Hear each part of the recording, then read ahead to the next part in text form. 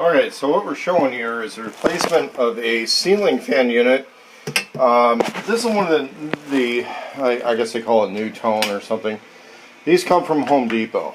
And this is the 760 RLB, and basically what happens on these things for a user or handyman level replacement, you know, normally when you're changing out these ceiling fans, you got to change out everything.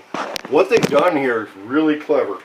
The light is a plug-in, therefore that's a user changeable thing. The same with the fan, and they're color coded. So as long as you can find, like on a bad one, this one just, the motor froze up. They go bad from time to time. Notice it won't turn. It got full of lint and stuff. So we look up the part number on there.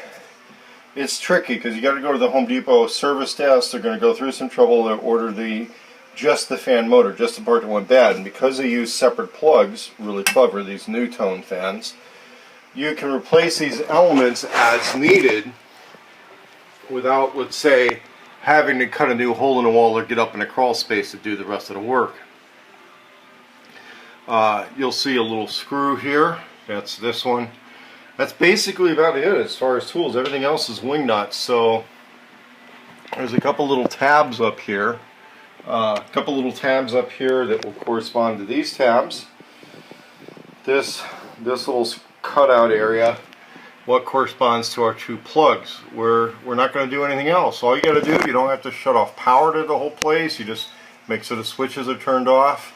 Pop that thing out, you unplug it. Okay, it's not major electrical work. We're not messing with the wire nuts. And so I'll set those tabs, push up into place, and put that screw in.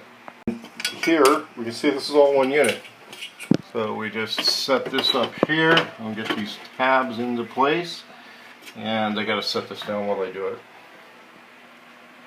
So once that's in, we just with Leatherman tool that tight. You'll see that. If you want to use a regular screwdriver, that'd be smart too. But I'm just going in far enough that I can plug it in and test it.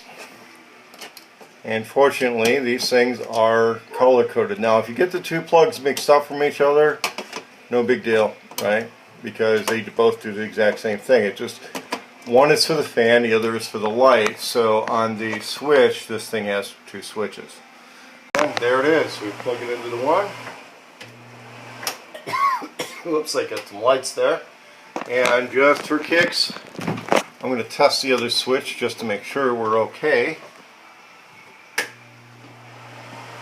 Okay, and that's just because I use the two switches. You see how one of these is for the light, the other is for that. Now while this is apart, I'm going to wash this off in the kitchen sink right here just to make things tidier when it goes back together. Okay, so you know, a lot of times these problems get caused by lint. It's flowing around, so we want to get all this cleaned off.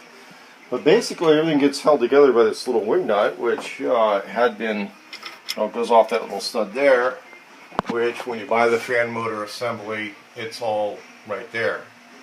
So that's basically what's going to hold everything through this hole right here. That's much it. So we'll snap our plastic cover on there and call it happy. Okay. Doesn't seem very secure. There we go.